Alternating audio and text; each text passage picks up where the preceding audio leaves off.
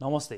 मलाई धेरैजनाले एउटा एकदम रोचक कुरा सोध्नु भएछ। मैले यसको बारेमा अलिकति पहिला एउटा भिडियो बनाएको थिएँ, तर ठ्याक्क छुन चाहिँ त्यो कुरा म छोएको थिइनँ। तर अहिले मैले प्रश्नहरू सोध्न थालेपछि मलाई पनि सोध्नु भएको प्रश्नमा यो आयो अनि यसमा चाहिँ एउटा भिडियो बनाउनु मन लाग्यो मलाई हैन।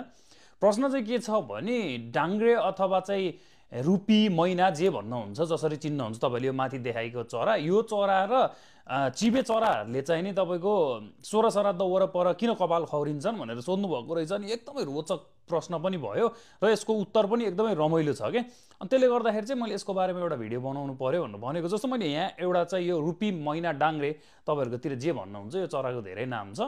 त्यो चराको चाहिँ तस्बिर हालिदिएको छु अनि उसको टाउकोमा अलिकति पनि कपालै छैन के। कपाल भन्दा अब यो कन्टेक्स्टमा भन्नुपर्दा त त्यो प्वाखै हो हैन, तर प्वाखै छैन उसको। अनि यो रोचक कुरा पनि हो र यो ठ्याक्कै कतिखेर हुन्छ त भन्नुहुन्छ भने यो भन्नुभन्दा अगाडि नि पहिला किन हुन्छ म जाऊँ न त है। मैले पहिलाको भिडियोमा भनेको थिएँ चराहरूले चाहिँ आफ्नो प्वाखहरू वर्षमा कम्तीमा एकचोटि चाहिँ, प्रजाति हेरेर दुईचोटिसम्म पनि हुनसक्छ, तर कम्तीमा एकचोटि चाहिँ फेर्छन्। जब उनीहरू एउटा अन्डाबाट निस्किन्छन्, जसलाई जुभेनाइल भनेर भनिन्छ, त्यो जुभेनाइल हुँदाखेरिको 6-7 दिनपछि आउने एउटा नेटल डाउन भनेर भनिन्छ, जुन हामीले ज्याकेटमा लाउँछौँ, डाउन फेदरको ज्याकेट भन्छौँ नि, त्यस्तो डाउन एउटा तातो उनीहरूलाई इन्सुलेसन अथवा उनीहरूलाई तातो राख्नको लागि बनाइएको त्यो प्वाख हुन्छ, त्यो हुन्छ। त्यो प्वाखबाट उनीहरूले चाहिँ नि पखेटा निस्किसकेपछि तपाईँको एउटा जुभेनाइल प्लमेज भन्नेमा जान्छन् अनि त्यो जुभेनाइल प्लमेजमा चाहिँ उनीहरूले अलिकति चरा जस्तो देखिने हुन्छन्। त्यो जुभेनाइल पछि चाहिँ उनीहरू एउटा फर्मेटिभ प्लुमेज भन्नेमा जान्छन्, जसलाई चाहिँ प्री जुभेनाइल मोल्ट पनि भनेर भनिन्छ।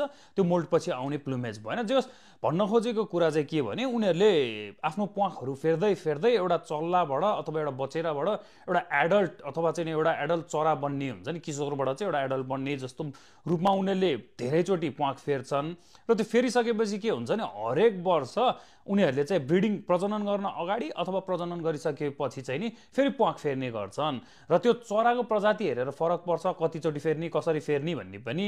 र धेरै जस्तो चाहिँ सङबर्ड अथवा चाहिँ नि यी प्रकारका जुन यो वाटरफाउल हुँदैनन्, हाँसरमा चाहिँ के हुन्छ भने उनीहरूले सबै प्वाख एकैचोटि फेरिदिन्छन्, पानीमा बस्छन् र त्यो ग्रो गराउँछन्।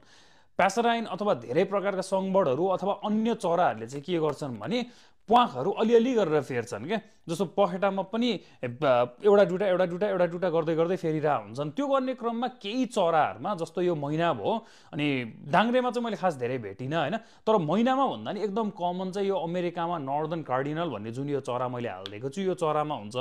उसले चाहिँ आफ्नो टाउकोको प्वाख सबै एकैचोटि फुकालिदिन्छ क्या। अनि त्यस्तै कुरा चाहिँ हाम्रो मैनामा पनि छ। यो पहिला हामीले पनि देखेको कुरा सानो हुँदा होइन। तर मैनामा मैले के भेटिनँ भने नर्दर्न कार्डिनलले चाहिँ हरेक वर्ष त्यो गर्छ। उनीहरूले टाउकोको सबै प्वाख फेरि नै दिन्छन्, त्यही फेर्ने